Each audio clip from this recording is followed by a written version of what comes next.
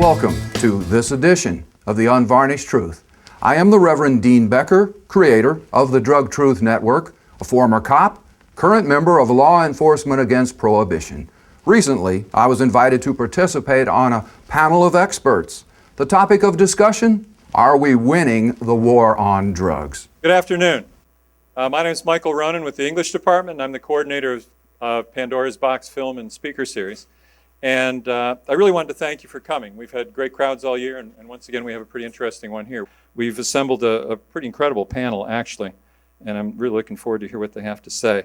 Rudy Hardy of the Criminal Justice Department here at HCC is going to be helping me. Oh, good afternoon.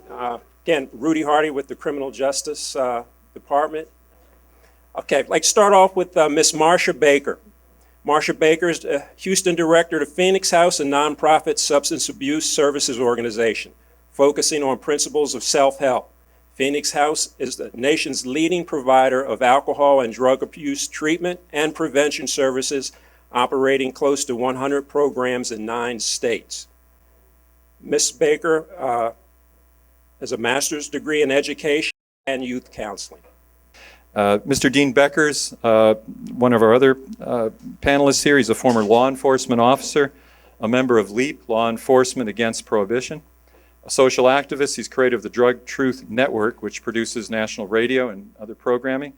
Its shows includes Cultural Baggage and the 420 Drug War News, programming that supports views that are against prohibition and in favor of legalization of drugs. His programs are broadcast to more than 70 stations in the U.S. and Canada. Dean seeks to end drug prohibition to immediately curtail death, disease, crime, and addiction. And last but not least, a friend of mine, Mr. Stanley E. Furce. Mr. Furce has been the director of the Houston High Intensity Drug Trafficking Area, also known as HIDTA, since 1995. He coordinates and helps guide the development and implementation of all aspects of the federally funded drug enforcement program under the Office of National Drug Control Policy, which serves 16 counties and 29 agencies in southeastern Texas. Mr. Furce's career path includes being an immigration patrol inspector with the United States Border Patrol and as a special agent in both the United States Customs Service and the Drug Enforcement Administration for a total of 28 years of government service. His overseas service includes 2 years as the Drug Enforcement Agency's Assistant Country Attaché in Tokyo. Mr. Furce is a lifetime member of the California Narcotics Officers Association, where he served as president in 1986. Stan possesses an associate's degree from Maricosta College and a bachelor's of business administration from National University. And he wanted me to add, it took him 20 years of night school to complete all of that. Very good. Okay. So thank you very much. So let's start out here with Ms. Marsha Baker. Could you please tell us where you stand on the war on drugs? The answer would be no, I don't really believe there is a war on drugs, and there probably has never been a war on drugs. I have been working in the field for 30 years, in the substance abuse field, and really it is an individual's decision whether they use drugs or not, or whether they drink or whether they smoke. We have 2 legal drugs that kill more people than all kinds of illegal drugs, and we still allow those kind of chemicals to go on in our society. So is there a war on drugs? If there would be a war on drugs, we ought to include tobacco and alcohol in that. So from that perspective, I have to take a look at the human place. And if we had a big pile of drugs here on the floor, this is what I do in my classes. I also teach community college, and I teach people how to be chemical dependency counselors and prevention specialists. And I tell them, if you could visualize a big pile of drugs, would they hurt you if you walked up to them and looked at them? Anybody, would they hurt you? No.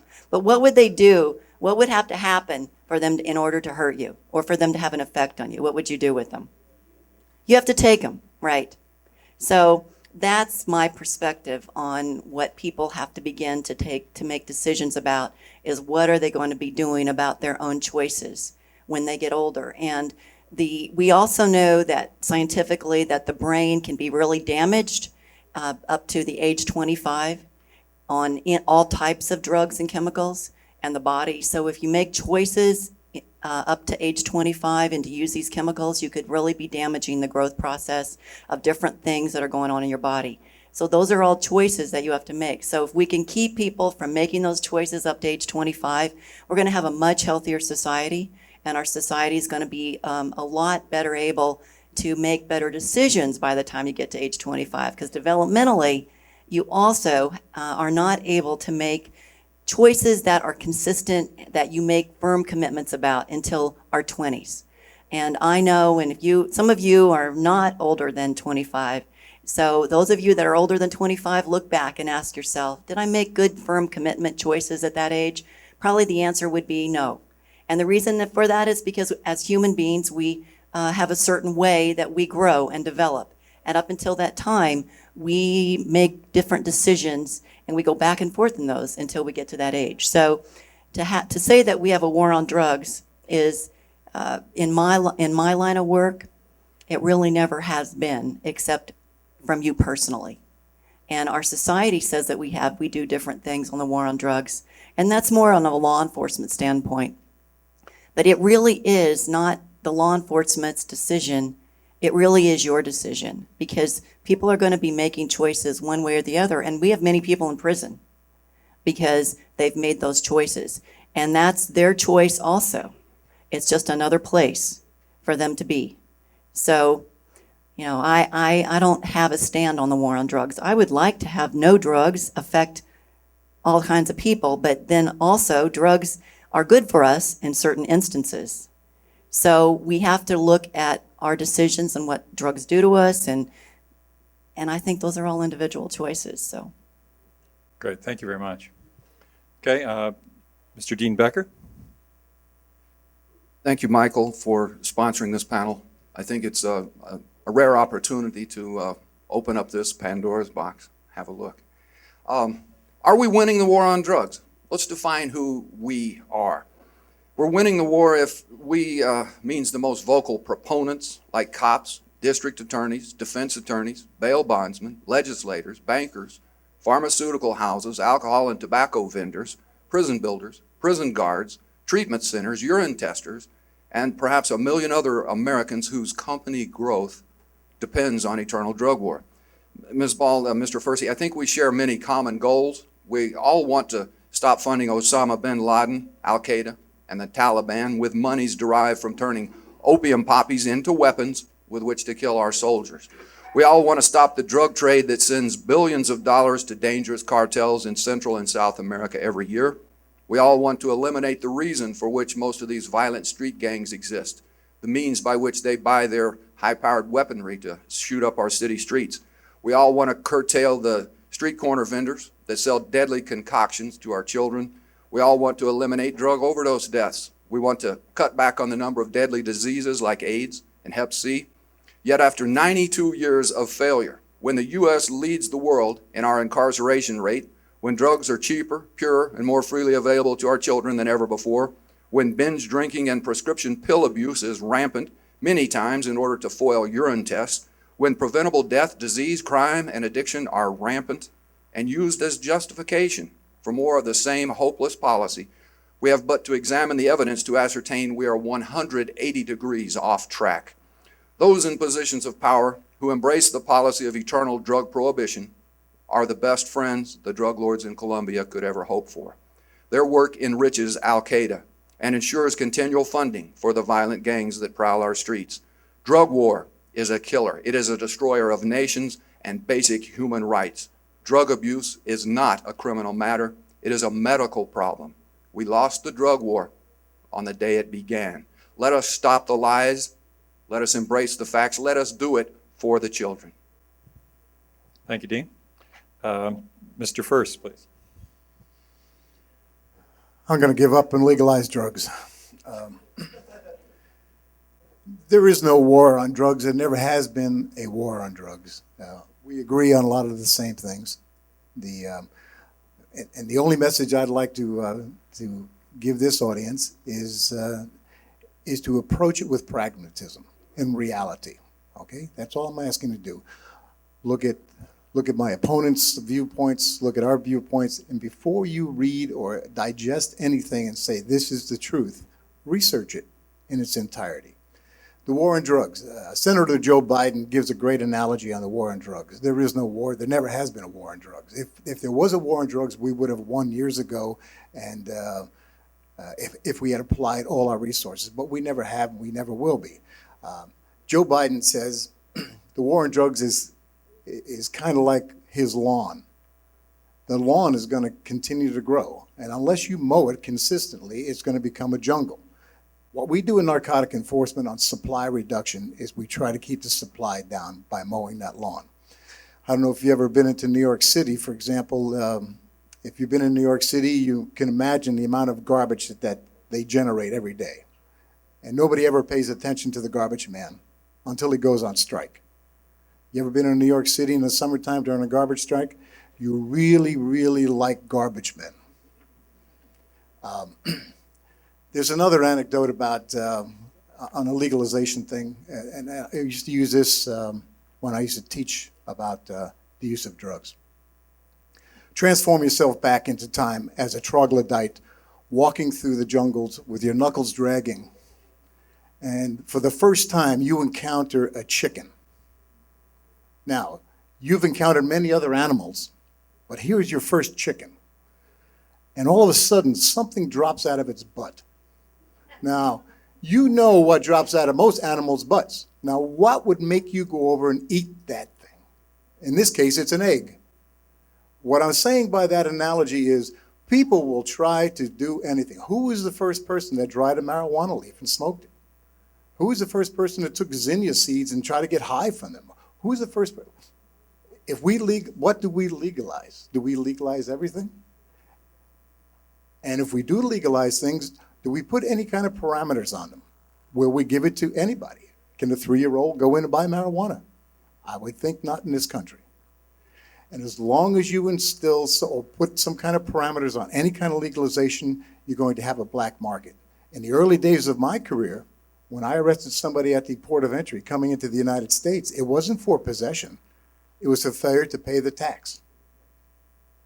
And we got him as almost like a revenue agent. Okay? So think about legalization from that aspect of it. There will always be something somebody wants to use. Are we going to legalize everything? And if we do legalize everything, are we going to put any kind of attachments to it? There is no war on drugs. It's an ongoing thing. Is that time? 20 seconds.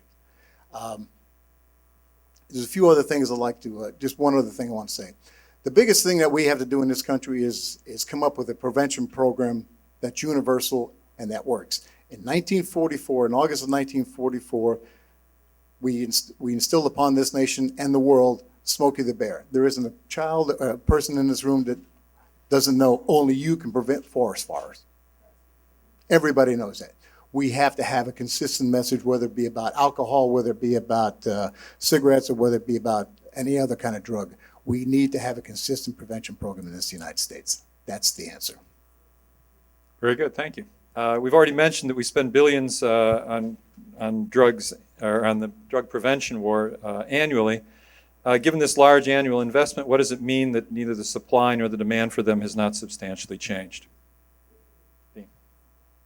I think what it tells us is that people have done drugs from the beginning of time, from as far back in recorded history as we can go. We find that it was only December 17th of 1914, when the Harrison Narcotics Act came into being, that we began this process of demonizing drug users. And it is that demonization, a slow incremental process, that's brought us to this juncture where, again, we lead the world in the incarceration of our own people, primarily for minor amounts of drugs. Many of these drug laws were written by the U.S. Congress and kind of cloned within the states. Mandatory minimums, long sentences for minor amounts of drugs. And what we've done, it's a feel-good operation, you know, that somehow we're doing some good. But again, in this land of the free, we lead the world in the incarceration of our own people for minor amounts of drugs. And that is the real problem. I'm all for busting traffickers.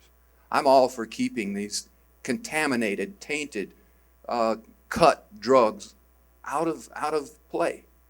But what we've done is create this situation where people take 100% cocaine, or it's really only 92 usually by the time it gets here, and then they cut it with baby powder or laxatives or rat poison or whatever, and that stuff gets into people's system. It messes with their kidneys, their livers, and we've got people out there making methamphetamine using some internet recipe and batteries and ammonia and, you know, Drano, and selling that. And Lordy, of course there's problems, massive health problems with these people. Meth is not a good product, but when it's made by, you know, some high school Harry with an internet recipe, it's even more deadly. So what we do is we take this situation and we just exacerbate it. We drive it over the edge, and then we look at the problems that result from the policy and say, oh my God, we've got to do more of the same to protect the kids. And of course, it doesn't. Kids can pick up the phone and drugs are delivered within the hour. Thank you. Stan? Well, a couple issues there. I would legalize methamphetamine so everybody get it, so they don't have to wait an hour and a half. I just don't think that's rational. I really take issue with the fact that we have incarcerated everybody for one joint of marijuana or 0.223 grams. If we look at the stat, well, and here again, look at my stats, look at Mr. Becker's stats. 0.3% of all state inmates are there for simple possession of marijuana. 63 people in the United States and are federally incarcerated for marijuana. 63 people. Now, if you look at who was arrested for marijuana, you have to look at a couple things. Were they on probation or parole? Was it a reduced sentence? Was it a part of plea bargaining where this person may have done something else and it was mitigated through the courts? Well, we'll just plead guilty to the plea bargain rather than the original offense. So when you're looking at a statement like we have incarcerated all these people for simple possession, I think you have to look beyond that. I would suggest that you go to our source, who's really in prison for marijuana. You can find it on the net, on ONDCP, and you can pull it up. I'll leave this copy here. But just don't take those bland statements, that rhetoric, and take it with a grain of salt. Thank you. Ms. Baker? I've been in the field for 30 years working in substance abuse, and I also grew up as a child during the 60s and the early 70s. So I, in the last 30 years of working in the field, no, drug use really has not gone down. But if you look at statistics today, and you look at where effective prevention programs are being operated, you're going to see that people your age are making different decisions. And the majority of kids in high schools today do not use drugs. They don't. So, but because we're so glamorized with drug use, and you see people and you know people that use drugs, you begin to think that everybody does them, and that's not true. 80% of kids in most of the high schools around the greater Houston area do not use drugs. Get that, 80%. It's the 20% that make all of us think that everybody's doing it. And that's not the reality of the situation. They may experiment, but they don't use it on a regular basis and they don't have a problem with it. So that's the message that I have to you, is that what we're doing today is working and we're beginning to be more effective. And my call to you is get out there and help your friends to make good decisions so that we can get the demand down, because you have control over how much drugs, how much alcohol, how much we smoke. You all have control over that. So. Great, thank you. You have the option of a 1-minute rebuttal. Any one of you? Mr. Becker? Each year in the U.S., we arrest approximately 1.8 million of our fellow citizens. Some of them are big traffickers. The vast majority are caught up on these mandatory minimums. 5 grams. You know how much that is? 5 sugar packets. That can get you 5 years in the federal pen. 50 grams, the weight of a candy bar, can get you 10 or even 20 years in the federal pen. That's what I'm talking about. Those, out of that 1.8 million, 780 100,000 are marijuana arrests. Now, they may not spend a lot of time in prison, as Mr. Furce says, but they do go to jail, and they do get a record, and they do get denied government funding for education. They can be denied housing. Many apartment associations won't even let them rent an apartment if they have a marijuana bust. So it does have long-lasting impact on that person's life. First? I just want to go back about the amount of money we spend on supply reduction. You know, it's an expensive business. There's no doubt about it. And what happens when we compare the amount of money we spent today versus the amount of money we spent 10 years ago, you have to factor in inflation. Salaries go higher, overtime goes higher, the cost of an airplane goes higher, et cetera, et cetera. Our technology gets more expensive to do the jobs that we do. To make the bland statement that we haven't had an impact on particular items, I don't think that's exactly true. I remember when we busted a lab in the early 70s, an LSD lab in San Francisco. It virtually dried up LSD in this country for almost 10 years. I think that's significant. I think that, the fact that we did a bunch of lab cases here in the state of Texas over 3 years, all in mom and pop shops that were producing labs. And we went to the state legislature and they put the pseudoephedrine behind the counter so it wouldn't be that easy to make. It kind of dried up the mom and pop labs. Did it stop meth? No, it's coming in from Mexico. But we have less drug endangered children who don't have to put up with living in a house that is saturated with methamphetamine. So, I mean, this whole drug thing is very cyclical, and we keep pushing it like a balloon. But that's what we do in supply reduction. Great, thank you very much. Next question: who benefits from the war on drugs? Mr. Furce. No war on drugs.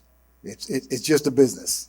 I work 9 to 5, and it's a business, and it's a business not like Mr. Becker said that we're in it to make money. We don't build prisons to make money. We don't have pharmaceutical houses that dispense illegal drugs. What your question was again? Who benefits from the war on drugs? I'm 65 years old. It's pretty tough to remember stuff. And that's without drugs. Can you imagine if I smoked? Who benefits from the war on drugs? If there was a war on drug, I think the society benefits from it. You know, why is it that you don't speed as fast as you can down the highway every day? Well, it's legal to drive. But we'll see if we can get your license plate number later. When we have to have sanctions on our society, because if we don't, we have anarchy. And one of the things that you've asked this government to do through your voting rights is to have people like me out there, like the garbage man in New York. And so the people that benefit from the supply reduction are you. The people that benefit from our monies that go to treatment are the people who need it. The monies that go to prevention go to people like Ms. Baker and provide you with the message. We have to have a three-pronged approach. You have to have supply reduction, you have to have prevention, and you have to have treatment. You have all three. The most important of those is prevention. Very good. Next, Ms. Baker. I think that if we were to benefit on the war on drugs, it's, again, utilizing law enforcement, because DWI laws, I like having people stopping drunk drivers on I-45 as I'm going up to Montgomery County, because it has the most significant amount of alcohol-related accidents in the county, up I-45 from the inside the loop all the way up to Montgomery County line. So the war on drugs, I include alcohol, I include tobacco in that. I don't just include illegal drugs, because all those drugs affect us.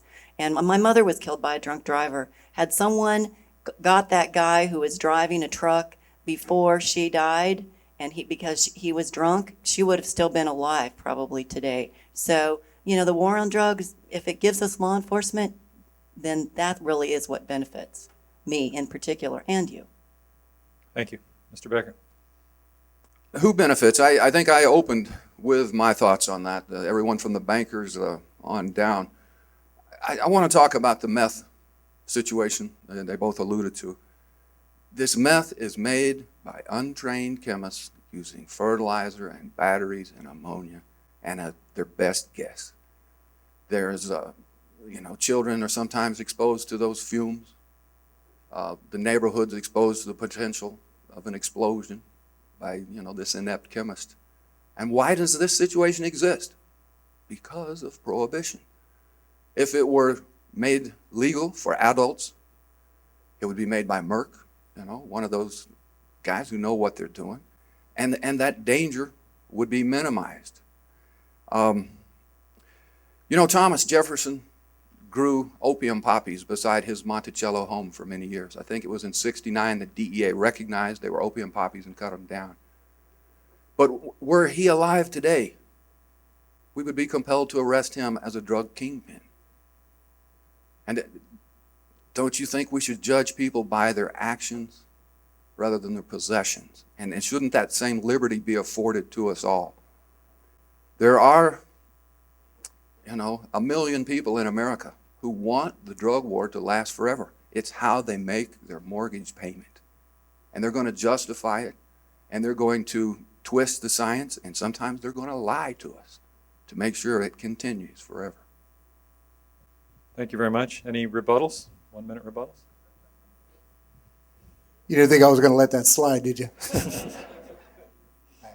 Rather than knocking his head off, I would rather say, I would hope that you don't think that we lose X number of policemen every year because we're in it for the money. I would hope Mr. Becker's response was not aimed at policemen who are in this business strictly for the money. If prevention programs benefit from war on the drugs, then I need to be doing something different, because financially it isn't the most lucrative business to be in. But I do know and have worked with people that have owned boats and big houses and guns that have been drug dealers, and those guys do make a lot of money.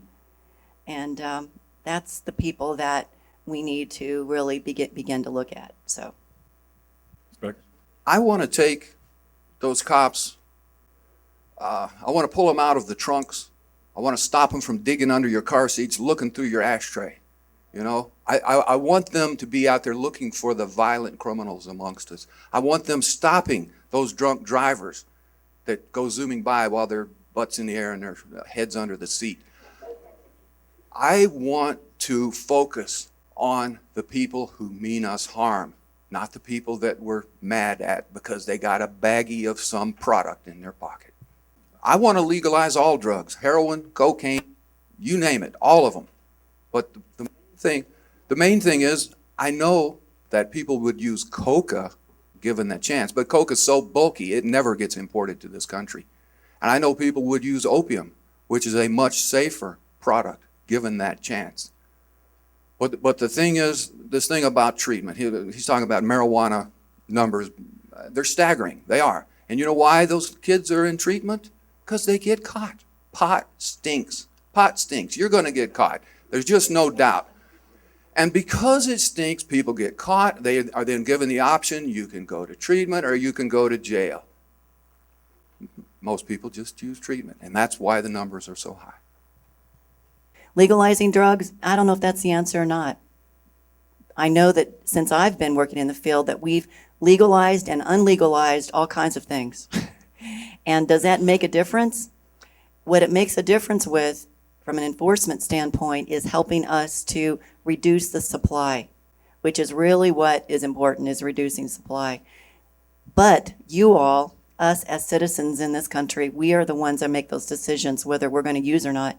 We could put all drug dealers out of business, illegal drug dealers, if we wanted to, by just not using their products. We could. And then enforcement would lower and they could arrest more people for DWIs. I really think we need to focus on some other things. A number of states have legalized and are moving to legalize marijuana for medical purposes. Your comments? I have a personal experience with a pill called Marinol that's used for medical purposes, and I can tell you that for those people that need to take it, they need to take it. And so that's for cancer, and I have a personal experience in my own life with that, which I'm dealing with presently. So I wouldn't want that person in my life to be smoking marijuana, because there are 4,000 carcinogens that go up in smoke, and those can affect you, cause you cancer just as much as cigarettes can. So I think that, this is my own personal opinion. This is not my company's opinion about this. So anyway, I think that some of the cities, I tell people, if you want to smoke marijuana, move there, go there, because that's what those cities are doing. And don't live in Houston, live in Denver, live in Oregon. If those are some places that have legalized marijuana, move to Europe and go to a cafe and smoke marijuana in Holland. I think you can do that. So, those are places that you can go do that. And will it become legal in Houston in the next 30 years? Maybe. Who knows? It could. Is that going to make it become a problem for us and make it different? Probably not. So again, I just keep coming back. It's not about being legal or illegal. It's really about your choices, because people are going to make them illegal and legal all the time. They're going to change those things on us. It's not about man's laws. It's about your choices. So. Marijuana. I think it was New Mexico became the 12th state to legalize medical marijuana. Their governor, Bill Richardson, Democrat running for president, signed the bill. He also signed another bill at that time, which allows people to call 911 should there be an emergency at their house. Someone's overdosed. They need help. They won't be arrested for the drugs that are in the house. I think that's a very positive step. Insofar as marijuana, I've been to some of those the pot clubs out in California. They have edibles. You don't have to smoke it. They've got cookies and cakes and all kinds of ways that you can use the product. There's also these products on the market called vaporizers. One of them is called a Volcano, has this big bag, fills up. It heats the product but doesn't burn it. You don't get the smoke, you don't get the carcinogens. Marcia, I forget, 400 or 4,000 potential carcinogens in this product. The truth be told, one of the government scientists, Donald Tashkin, did a study about a year ago. He was going to find out just how deadly this was, how much cancer it caused. And it turns out he couldn't find any instance of marijuana, the smoked form, causing cancer. And there were even some indications that it helped prevent certain types of cancer. Now, there have been 120 studies done on marijuana in the last 10 years, all of them positive, including the 1999 U.S. Institute of Medicine report, which talked about marijuana having healing properties. But again, they said smoking is not a good idea. I guess the point being, in New Mexico, the state is actually going to provide marijuana to their patients. Compassion has a lot of different faces around this country. I think we need to examine the face of compassion here in the state of Texas. It may be legal in the state of New Mexico and parts of California. It's not legal in the United States. So they're in violation of federal law. And the federal law will deal with that. But let me read you an art that came out of USA Today, March 8th, 2007 by Scott Imler, who co-wrote and organized the ballot initiative that made California the first state to legalize marijuana. This is the guy that started the whole thing. Quote, "What we set out to do was put something in the statutes that said medicine was a defense in the case they got arrested for using marijuana for medical reasons. What we got was a whole different thing, a big new industry. I was pretty naive. I thought people would act in good faith." Medicinal marijuana, I'm all for anything that the FDA would approve that would prove it's okay. But smoking something doesn't make any sense to me. If drugs were to be legalized, what do we legalize and for whom would it be legal? And those are my questions. Those are the ones that I pose. What do you legalize? Mr. Becker wants to legalize everything. Wow. What a shock. Let's legalize everything. But I asked you at the beginning of this thing to be pragmatic. If we legalize everything, this is the United States of America, what are we going to do? Are we going to put sanctions on it? Are we going to say that everybody can have it, or we're going to say 18-year-olds can have it, or 21-year-olds can have it? Are we going to have a purity level? Are we going to tax it? In this country, you bet your life we're going to tax it, and it's guaranteed. And so if we put any of those sanctions on it, any of those sanctions whatsoever on it, there's going to be a black market. There's going to be sales to minors. There's going to be smuggling. There's going to be illegal manufacture of something that I can get around without having to for example, he said that Merck would make all the good methamphetamine. Well, yeah, Merck would make it. Would it be as good as the stuff I can make in my backyard or cheap? No. So I'm going to make it back there. So we're always going to have some kind of illegal market. No matter what you do, you're going to have me around in supply reduction. You're going to have me either as a revenue agent or you're going to have me as a possession agent. So it's not going to go away. And what's vogue today will not be vogue tomorrow. There'll be a new drug come on the market. FDA won't approve it. And who's going to legalize it? FDA is going to go through this big thing and say, okay, we're going to legalize it. It's not going to happen. And my last thing is, what do we tell our children? What do you tell your children? If we're trying to make a conscious decision as an adult with a kid not to smoke, behave responsibly with alcohol. By the way, you can take all the heroin, marijuana, and cocaine that you want. Doesn't make any sense to me.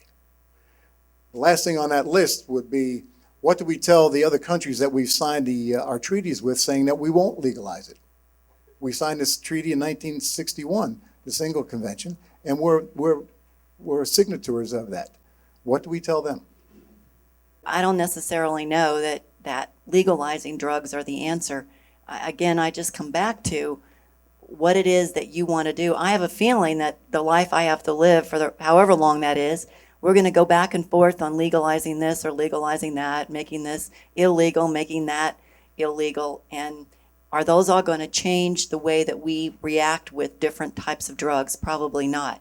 What really is important is the way that we define our own lives, how you define your life, and the choices that you make in it, and what you want to put in your body and what you don't want to put in your body.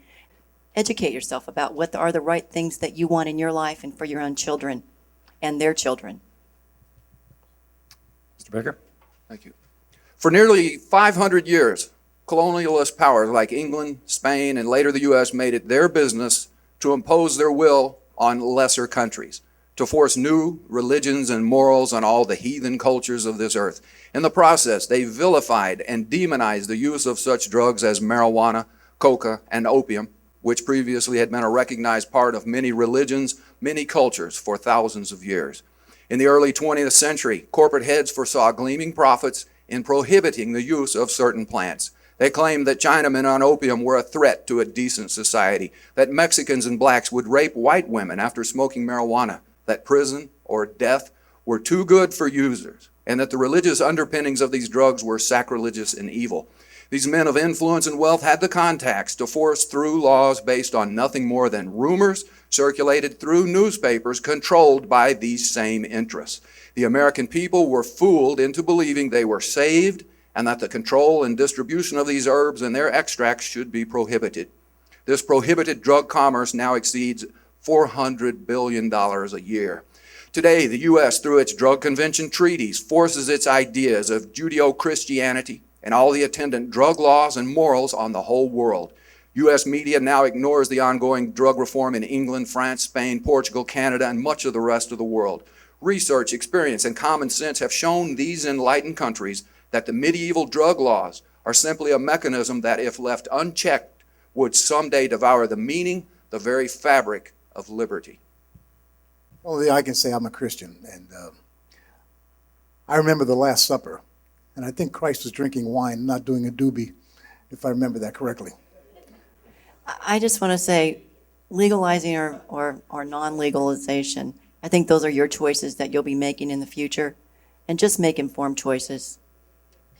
If the war on drugs were, well, you guys don't like the term war on drugs, but if laws were changed to limit only hard drugs such as heroin, morphine, cocaine, methamphetamines, and legalize soft drugs such as cannabis, mescaline, psilocybin, and LSD, what would be the downside?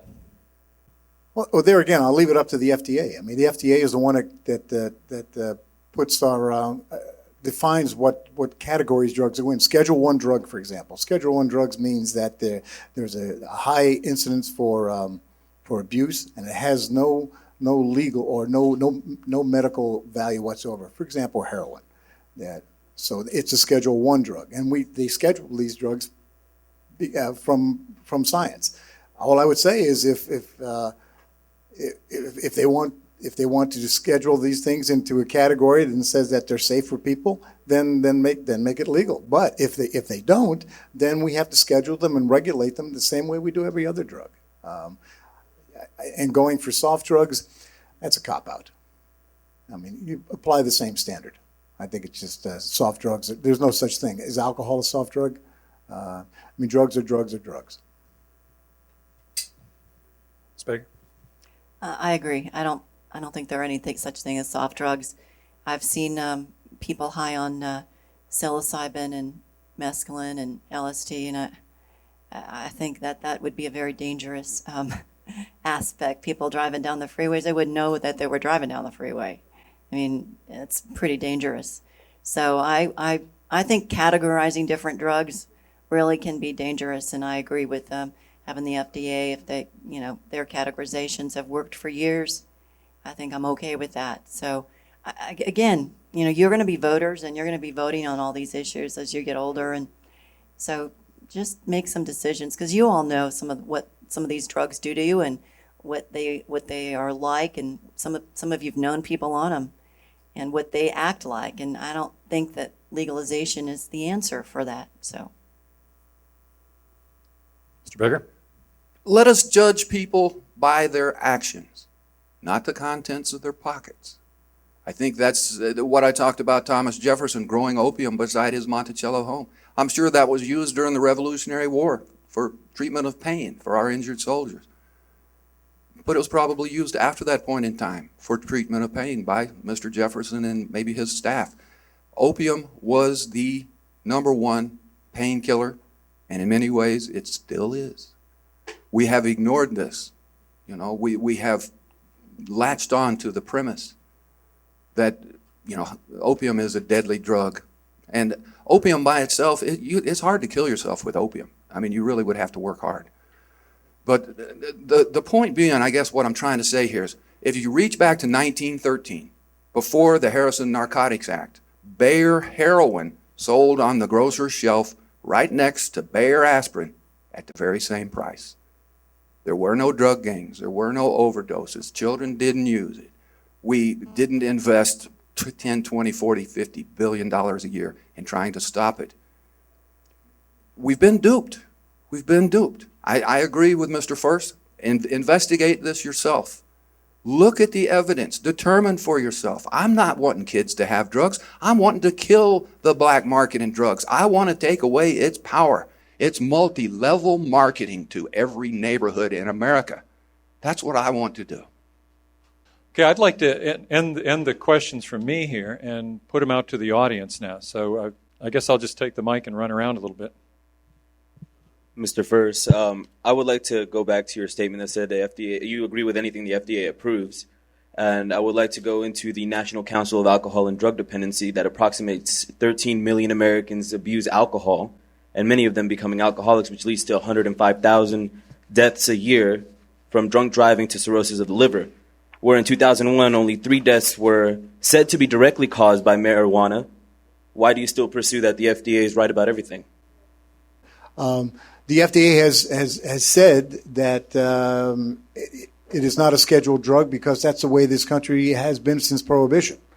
We went from Prohibition, which was nothing, to alcohol, and it's an accepted part of our mores in this country. So on the thing of alcohol, I don't know that the FDA has ever even looked at it as far as a potential for needing a prescription.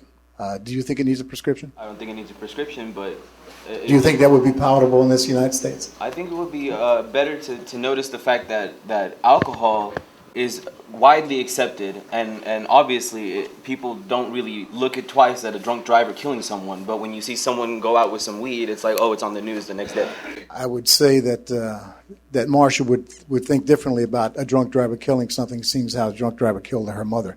I think that we look at every drunk driver, whether it's DWI for marijuana or alcohol, as a serious offense.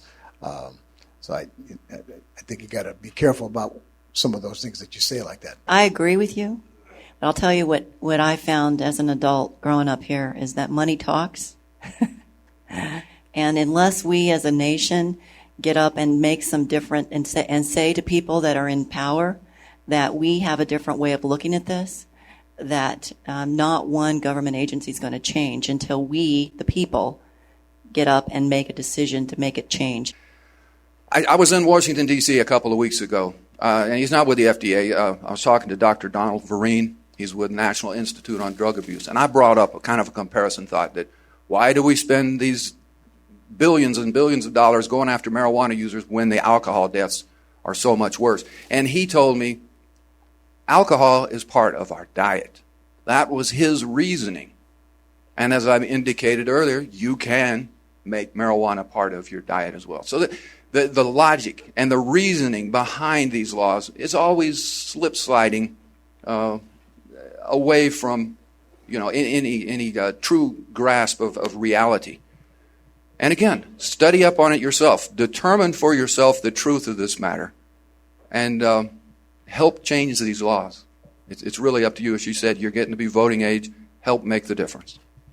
I was wondering, what do you haven't talked about the root of the problem. Why do people take drugs? Why do people use drugs? And we can go through this room. We'd have a litany of things we could put on. We could blame the media. People say we're going to hell in a handbasket in this country because of rap music. People are just going to try stuff. There's a million reasons why we have drug abuse. And one of the things that you just brought up is one of the things that everybody in this room should look at and say, that is the root of this thing. Why do people take drugs? Assess that, quantify it, and then prevent it. I disagree with all three of you. You pride yourself on your FDA. Well, your FDA approved the Orthovera patch, which has caused death, blood clots. Your Vioxx, that was for inflammation, has caused deaths and all sorts of things. They approve these things before the tests are actually completed, and then they come back and say, oh, oops, recalled. So I don't agree with any of that. And all these drugs, the LSD, the acid, the heroin, the morphine, all that came from the scientific labs to help everyone, and then it comes on the black market. Is there a question? My question is why do you support the FDA so much? Why do you think they're so great if all this stuff has come from there and our problems come from them? I'm just saying it's a mechanism we have. If we want to change the mechanism, and there's a lot of discussion after the Vioxx and the things you're talking about, that the FDA needs to be probably looked at. And I'm not saying that it shouldn't be. There's an evolution to everything. There is no government agency, believe me, that's perfect. Having been with the government since 1961, I know that better than anybody. And can it be changed? Can it be made better? Absolutely. But it's people like you that can make that change. And I agree with you. It should be. Do they make mistakes? Absolutely. Give me a better alternative. But they're deadly mistakes. Give me a better alternative. Legalization. Oh, okay. And for all the legalization, why would you want any of those drugs legalized at all? And how could you regulate them? There's no way to regulate them. Regulate. Regulate means to control the distribution. Is that what you're saying? Well, everyone has an addiction. There's an addiction disease. So you can't say, oh, okay, well, it's legal, and you can only buy this amount. Like the pseudoephedrine, you can only buy one box. They take your ID and whatever. That doesn't stop 20 people from going in there and buying a box with their ID and going and making a big tub of meth and selling it to everyone. Okay, in a true, regulated, legalized environment, there would be very few people bothering to make any bathtub meth because it would be available cheap and pure at the drugstore. Secondarily, I wanted to address your thought about the FDA. On my radio show, each week on my cultural baggage program, I do a segment called Name That Drug by Its Side Effects. And then I list off a bunch of really crappy results of taking a drug, approved by the FDA. You hear little extracts of that on TV at the end of each commercial, may lead to terrible things. The FDA is not perfect. I agree with Mr. Furce that, show us a better way. But the fact is, we shouldn't believe them in everything they do. Many of the scientific studies that wind up being brought forward to the FDA are in support of pharmaceutical houses and their interests, not the interests of the people, the users of those drugs.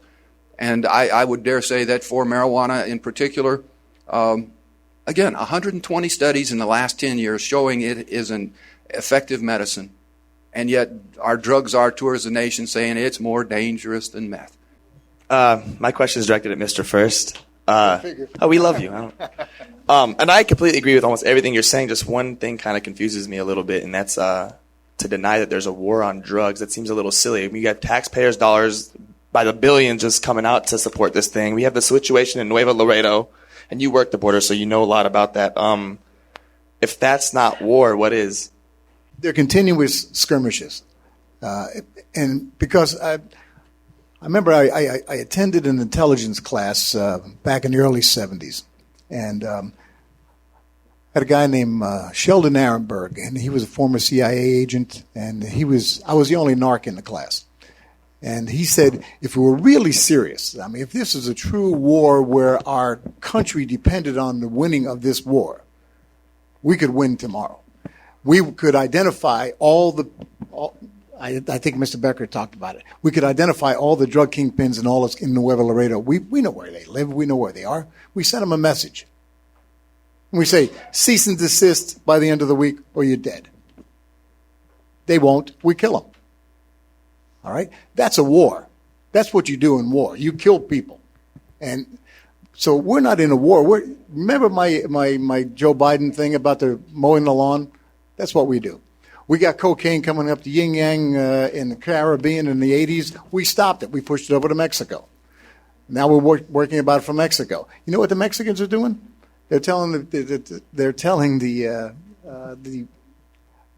Colombians, we don't need your cocaine anymore. We have methamphetamine. All right, so we keep going back and forth. There are skirmishes, there are battles. It's not a war. I guess. Okay. 500 Mexicans were killed by various means, beheadings, found burning in car trunks, heads rolled across the city hall steps, sending a message. Now, if that's not some kind of war, well, what is? Here in the U.S., we have people shot in misguided drug raids, people gunned down in their bedrooms. We had a situation just, a couple of months ago, a gentleman down in Missouri City. They said he had a knife on his nightstand. That was their justification for blowing his brains out.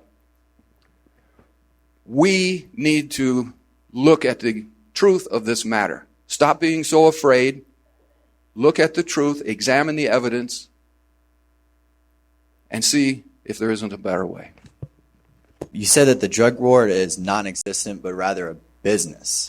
I didn't say that. Yeah, you did say that. I said it's a business? Yeah, you said it was business. You said it was business.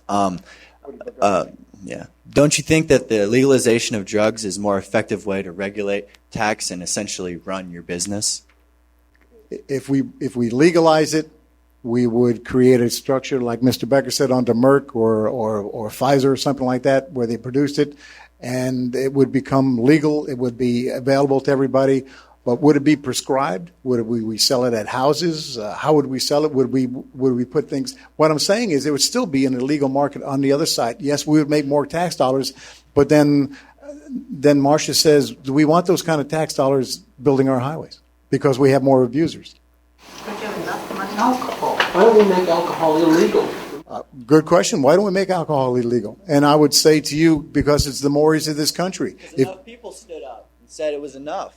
Enough was enough. You got 126 million people that use it. I don't think you're going to get those people to stand up and say, I don't want my cocktail at night. It's not going to happen. And I think Marcia's premise and my premise is, why do we want to introduce another alcohol to society? I agree with you, sir. I think alcohol is terrible as far as abuse goes. I'm pointing out that making it illegal doesn't work, and the side effects are far worse. Well, I tend to disagree with you. If you look at prohibition, again, look at prohibition, say that it didn't work. It didn't. It really didn't. And it formed organized crime. And it was way detrimental to society than actual just keeping it legal. That's what started the foundation of organized crime. It is. The mafia, it's all That's what started the prohibition. Drug lords, all that stuff is from the illegalization of the products. It's not the products, it's the demonization of the product. If you look it's at what the- society thinks of it. Is there a question? Yeah, you're right. That wasn't a question. Any questions? Well, if you still have some concerns about ending this drug war, I urge you to go to drugtruth.net.